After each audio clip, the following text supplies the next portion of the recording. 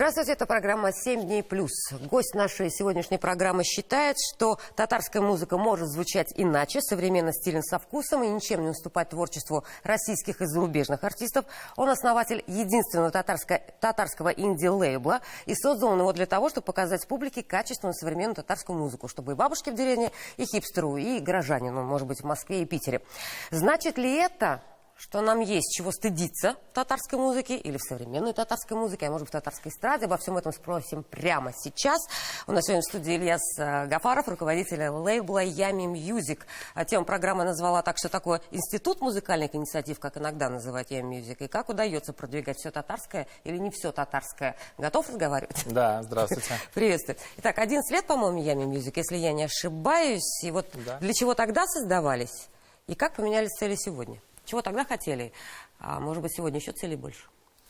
Да, действительно, мы открыли свою первую студию в 2012 году вместе с единомышленниками. Тогда нам хотелось собрать вокруг себя таких же инициативных, продвинутых музыкантов, которые хотят менять татарскую музыку к лучшему. До этого у нас был опыт сольных проектов. Например, у нас была группа «Иттифак», которая уже в 2007 году выпустила дебютный альбом. До сих пор на слуху, да. Мы даже сегодня выступаем, честно говоря. То есть такая совсем богатая история в современной татарской музыке. Да, допустим, моего коллеги Ильнара Фатихова тоже была группа «Алканат». Вы, наверное, ее тоже знаете. Ну и таких групп, в принципе, было немного, но они существовали. А нам хотелось поставить это, так сказать, на поток, создать независимую татарскую музыкальную сцену, которая не будет зависеть от конъюнктуры, от каких-то разовых проектов, а сама будет прокладывать себе дорогу. Условно говоря,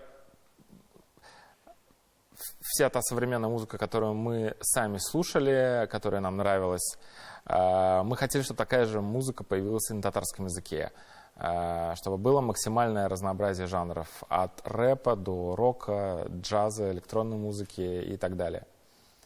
И так вот год за годом мы начали собирать вокруг себя талантливых музыкантов, исполнителей, сонграйтеров. Да, сегодня они звезды.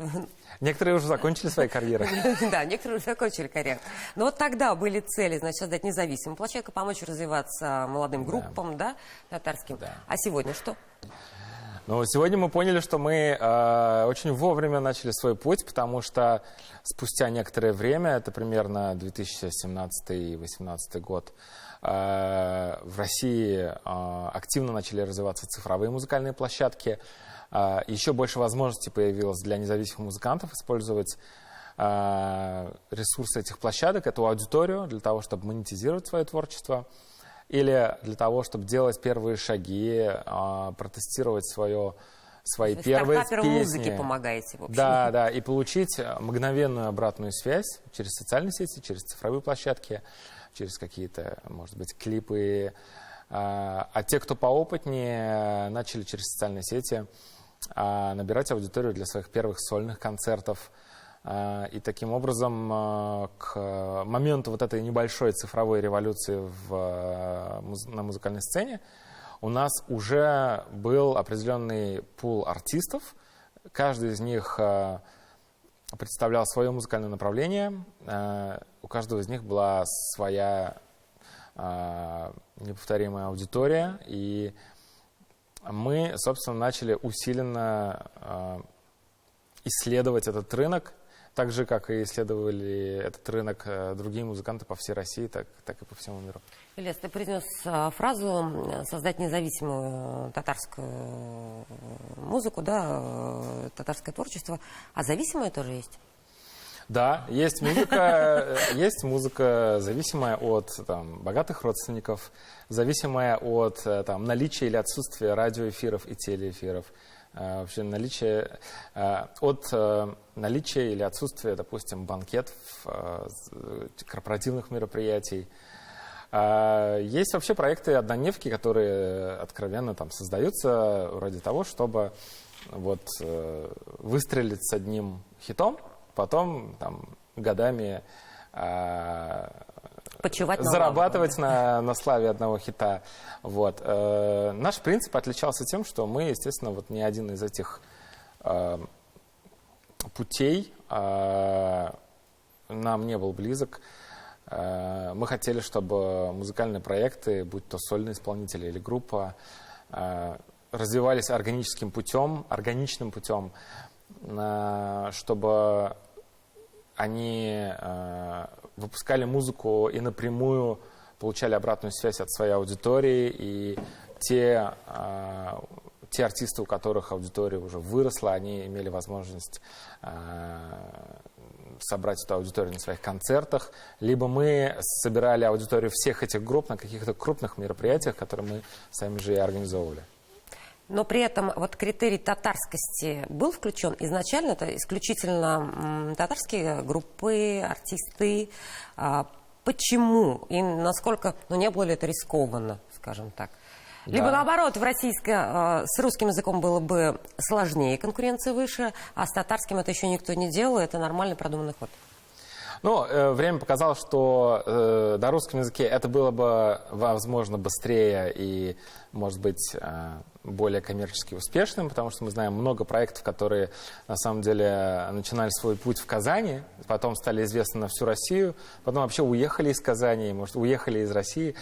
А мы сознательно, естественно, продвигали музыку на татарском языке, потому что, во-первых, у нас было ощущение, что если мы этого не сделаем, то, в принципе, никто, наверное, этого не сделает. То есть такая миссия по сохранению и популяризации, как бы высоко не звучало, да? Да, это, наверное, даже не миссия, это четкое понимание своей ценности на этом рынке, что лучше всего у нас получается писать на татарском, петь на татарском, вести социальные сети на татарском языке и вообще делать татарский контент. Потому что на русском языке есть очень много других талантливых ребят, которые делают это лучше нас. И там не было такого дефицита в разнообразии жанров, в разнообразии артистов или групп. Был четкий и понятный механизм продвижения проекта. На русском или на английском языке. А вот на татарском языке такого не было, и нам надо было срочно менять правила игры на этом рынке. То есть такие первопроходцы, бы даже я сказал, да? Вот в этом направлении. Первопроходцы — это скорее артисты, которые были до Yummy Music. Это вот Зуля Камалова, Мубай, Алканат, Этифак. Вот это первопроходцы, которые... потом нечто систематизированное просто появилось, в Yummy Music, в том, что выражается. Я так понимаю, что все-таки неизменная задача изменить сложившееся представление татарской музыки. Как-то в одном из интервью вы даже сказали, что как о чем-то архаичном и немодном. В чем архаичность-то? Вообще, в принципе, как сегодня изменился этот рынок, если посмотреть на архаичную составляющую? Под словом «архаично» мы на самом деле имеем... Махровую попсу, как звучало в интервью. Да, мы предполагаем архаичные методы работы. То есть я до сих пор встречаю коллег, экспертов, которые считают, что массовый зритель, он пойдет скорее на мероприятие, на афише которого много звездных лиц. Все эти лица нам давно известны. Практически в каждом городе можно встретить такую афишу, на которой у тебя 50 артистов, которые из года в год не меняются. И вот это залог успеха. А что, не так? На самом деле татарская эстрада, она достаточно традиционная. Но она не всегда была такой.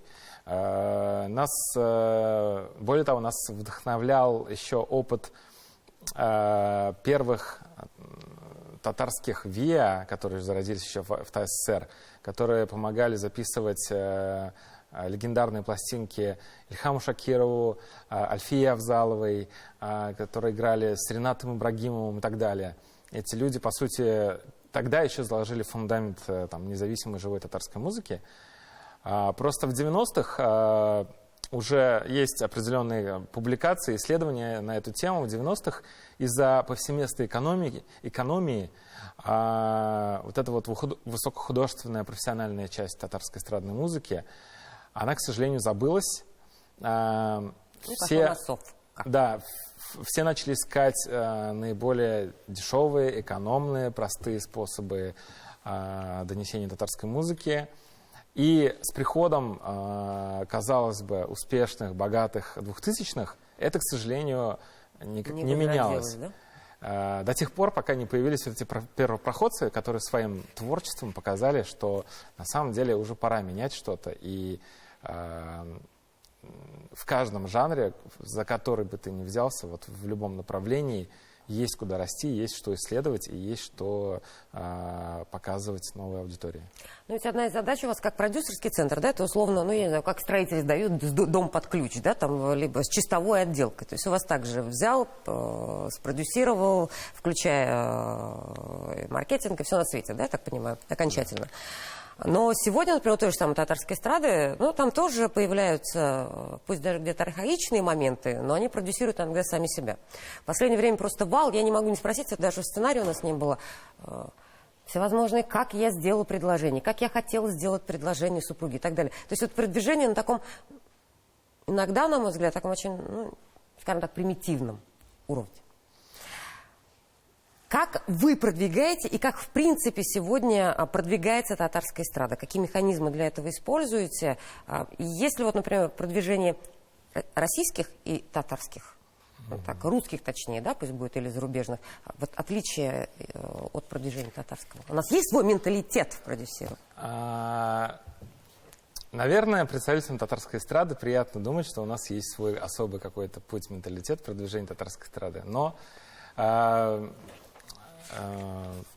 спустя годы общения с такими же энтузиастами из других регионов, там, из Башкортостана, из Северного Кавказа, из с Урала или там, севера России, мы поняли, что на самом деле в любом национальном регионе есть такая прослойка традиционной попсовой эстрадной музыки, которая не желает развиваться, которая не ищет путь к сердцам там, молодой аудитории. Просто в Татарстане она чрезвычайно успешна. Возможно, это в принципе объясняет, допустим, любовь татарской публики к песням, к своему языку и вообще к своей культуре. Понятное дело, что мы никогда не уйдем от каких-то примитивных или простых, доступных форм музыки и песни. Но параллельно с этим должна развиваться и профессиональная сцена, должна развиваться молодежная сцена, должна быть возможность зарождения каких-то стартапов, которые могут вообще использовать какие-то инновационные методы создания музыки или исполнения музыки. Вот этого нам не хватало. И этого не хватает на самом деле во всех других регионах. Даже коллеги из Башкортостана в какой-то мере ставят Татарстан в пример, потому что на их сцене, на их альтернативной сцене нет такого количества выбора направлений и музыкальных проектов. У них есть сильные единицы, сильные группы, но их можно пересчитать по пальцам, и год из года не появляется так много имен, как, допустим, в Татарстане. Да? Ну вот вы помогли открыть или даже открыли около 20 талантливых артистов, может быть, цифра уже гораздо выше, которые делают самую разную татароязычную музыку, да, это и панк-рок, и фолк, и рэп. Вот кто за это время, кого вы считаете за это время своими главными звездами, и насколько их путь, их тернии были бы гораздо там сложнее без вас? И насколько вы облегчили им этот путь? Я, наверное, не смогу ответить на этот вопрос, потому что у нас вообще нет такого понимания, как звезда. Потому что звезда обычно это личность, вокруг которой концентрируется весь промоушен, вся творческая команда и так далее. Среди моих коллег главная звезда — это татарский язык. Потому что... Красиво звучит, Ильяс, красиво сказали. Да, потому что есть коллективы, в которых, например, может быть 2 фронтмена. Или, может быть, коллективы, в которых количество фронтменов меняется от выступления к выступлению. Есть артисты, которые выступают сольно, но они с удовольствием там коллаборируют с другими группами или с другими своими коллегами, создают из 3 разных проектов, создают один большой интересный проект там, из 3 человек и так далее. В общем, я бы... нужно, наверное, пояснить. Вообще мы не апеллируем термином «звезда», когда вот мы занимаемся своими проектами. Есть более успешные треки, менее успешные треки. Есть более успешные концерты, менее успешные концерты. И наша задача, чтобы в каждом направлении, в каждом жанре, который представлен нашими артистами, те группы, которые вот сейчас работают, они были максимально успешные, и они достигли тех успехов, на которые рассчитывают, ставили перед собой новые задачи, новые планки. Ну, хоть иногда-то звездами называете, Ильяс. Или это так, потом мотивация к развитию пропадает?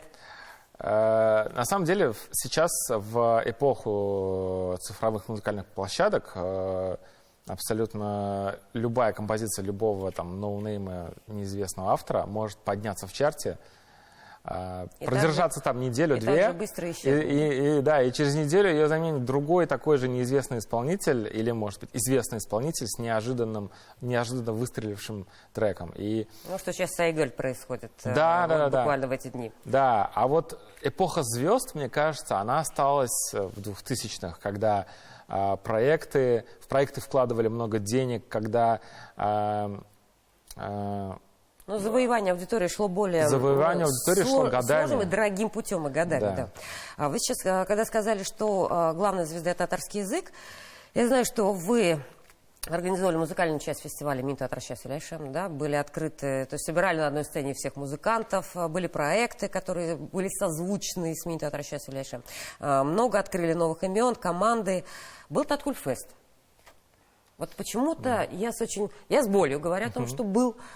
Что произошло? И вот последний Таткульфест, он уже не был. Или на самом деле, не стоит переживать? Что произошло, Илья? Вам не стоит переживать, потому что на самом деле проект фестиваля современной татарской культуры, он продолжается, он пережил небольшой ребрендинг, теперь называется Дертфест, но он не сменил свое место проведения, он проходит также в Казанском Кремле, он не поменял свою дату проведения, это все так же 30 августа. Более того, его аудитория даже выросла, потому что в этом году фестиваль посетило порядка 40 тысяч человек за один день. У нас появились новые партнеры там, в лице Министерства молодежи, появились новые участники и даже новые площадки. Например, мы в этом году впервые поставили подиум для модного показа и собрали около 10 молодых татарских дизайнеров, чего не было там на предыдущих фестивалях. И он также органично развивается, как развивались все наши артисты, коллеги и все наши проекты. Возможно, это был такой период, когда вот по прошествии 5 лет нужно было как-то по-новому взглянуть. На вторую жизнь, да, все-таки? Да, дать, может быть, вторую жизнь и, может быть, сделать еще один шаг в сторону татарскости этого проекта, чтобы там появилась буква «Э», чтобы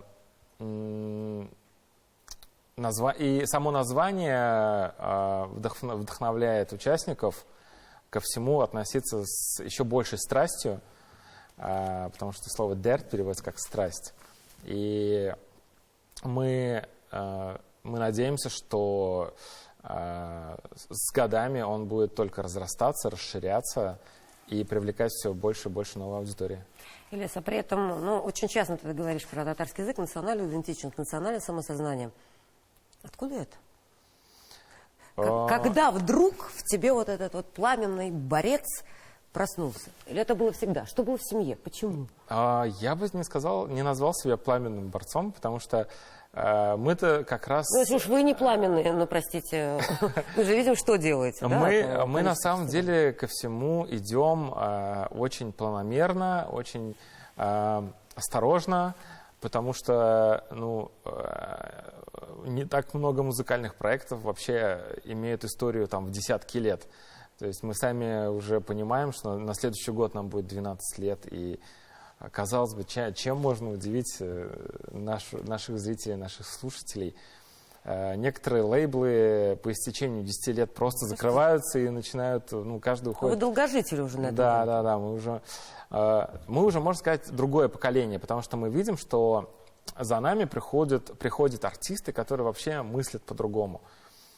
А откуда это все пошло? Это, наверное, все со школы, с университета, потому что даже в школе я учился в языковом классе с уклоном в татарский язык. В студенческие годы я учился на факультете татарской филологии, и меня окружали... Ты не мог иначе. Я не мог иначе, и я вот учился с людьми, которые сейчас, по сути, создают новый слой татарской культуры в самых разных областях. В дизайне, в литературе, в рекламе. И я очень рад за них, за тех людей, которые не свернули с этого пути и остались преданными своему призванию. Ильяс, как-то, насколько я понимаю, что вот ваша коллаборация существует, и иногда некоторые, перестают сотрудничать. Есть такое? Да. Некоторые. Некоторые вообще уезжают, и уезжают из Казани, либо из просто России. даже не уезжают, остаются здесь, но при этом сотрудничество прекращается. Как ты переживаешь? Я не переживаю вообще, да. потому что... Отпускаете птенцов? Да, потому что лично для меня это просто высвобождение нового свободного времени для каких-то новых открытий. Если бы я с годами все время, если не только я, но и наш коллектив, все время только копил и не был открыт к чему-то новому, мы бы в какой-то момент стали просто неповоротливыми.